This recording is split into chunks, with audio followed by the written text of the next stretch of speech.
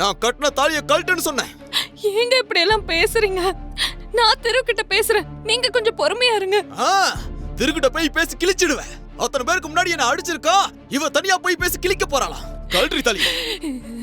வேண்டாங்க, ஏங்க இப்படி எல்லாம் பேசுறீங்க? அமைதியா இருங்க. இப்ப தாலியை நீ கழட்டுறியா இல்ல நான் கழட்டட்டுமா? வேண்டாங்க, ப்ளீஸ். நீ கழட்ட மாட்ட?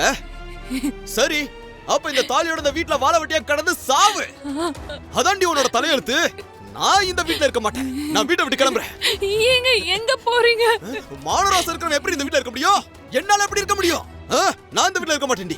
இந்த வீட்ல இருக்க மாட்டேன். ஏய் ஏய், உனக்கு எனக்கு எல்லாமே முடிஞ்சு போச்சுடி. உன்னை முழுசா தலை முழுகிட்டேன்டி. நான் செத்தாலும் இந்த வீட்டு வாசல்படி ஏற மாட்டேன்டி. வரண்டி. ஏய்,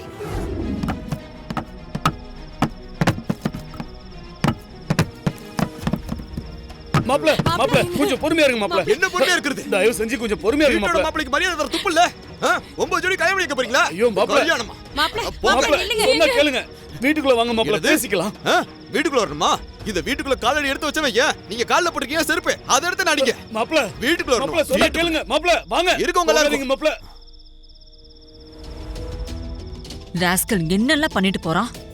இந்த 9 ஜோடிக்கு கல்யாணம் பண்றதே என் பொண்ணுக்கு எந்த தடையும் இல்லாம கல்யாணம் நடக்கணுங்கிறதுக்காக தான். இப்ப பேசினா பிரச்சனை பெருசாயிடும்.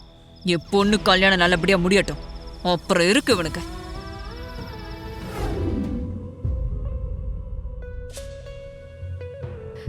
திரு, காவேரி அழறத பார்த்து உனக்கு என்ன பதில் சொல்லணும்னு கூட தெரியலல்ல?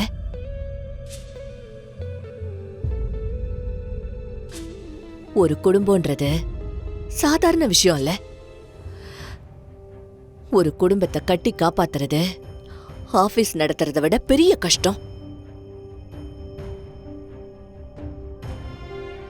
நீ வயசுல சின்னவன், உனக்கு இன்னும் கல்யாணம் கூட ஆகல. நீ இருக்கிறது உங்க அப்பாவோட ஸ்தானம்.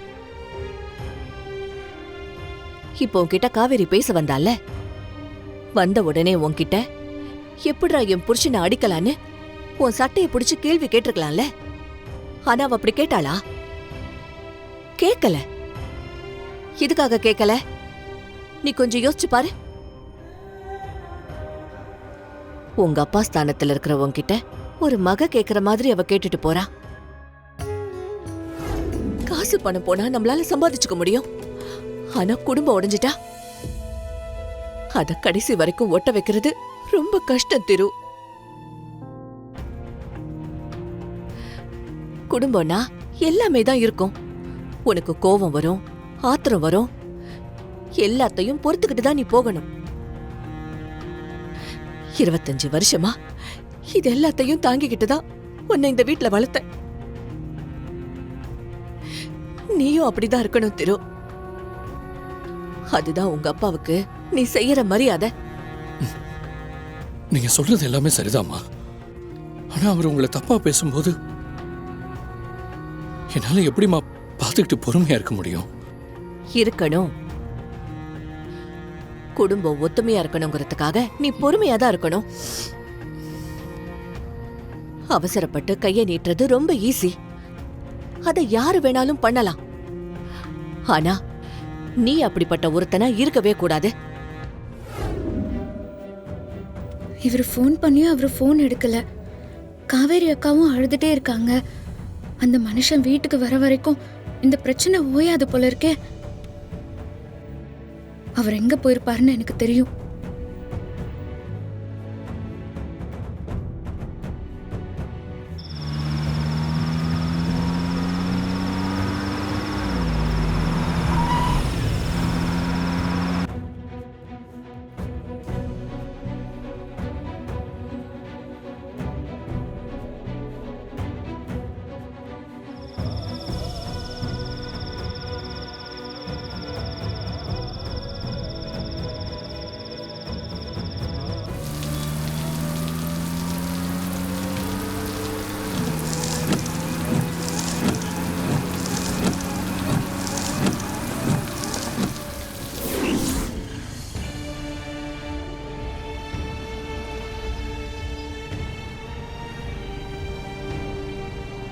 2 கல் தோசை டேபிளுக்கு போட்டுக்கோங்க மாஸ்டர். எவ்வளோண்ணா?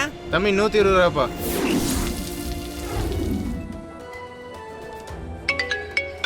இவன் வேற ஃபோன் பண்ணிக்கிட்டே இருக்கான். ச்சே.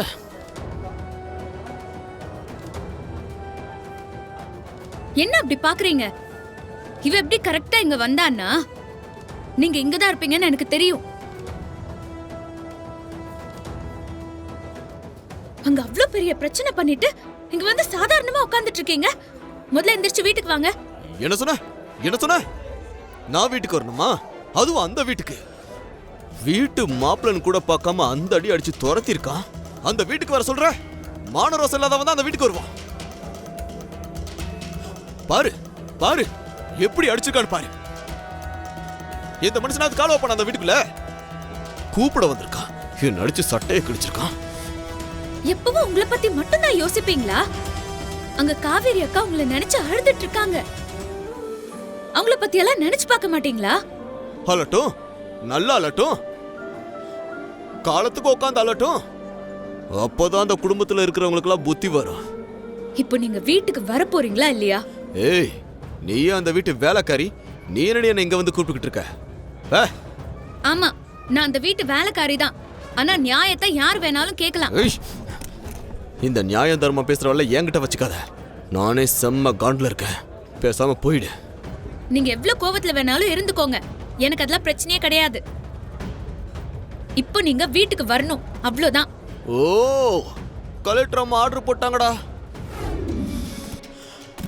மனுஷன் எங்கேயாவது நிம்மதியா சரக்கு அடிக்க முடியுதா?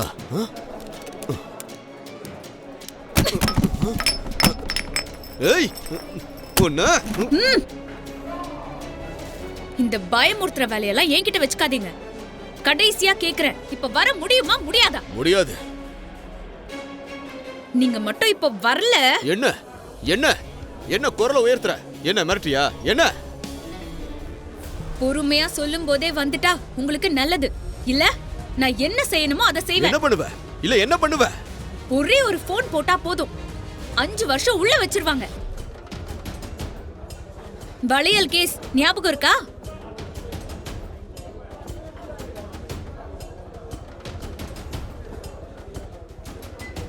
அந்த இன்ஸ்பெக்டர் நம்பர் என்கிட்ட இருக்கு. இப்ப மட்டும் நான் அவருக்கு ஒரு போன் பண்ணேன்னு வெச்சுக்கோங்க. ஏய், என்ன போலீஸ் கிலீஸ்னு மிரட்டுற? போலீஸ்னா பயந்துரும் நினைச்சியா?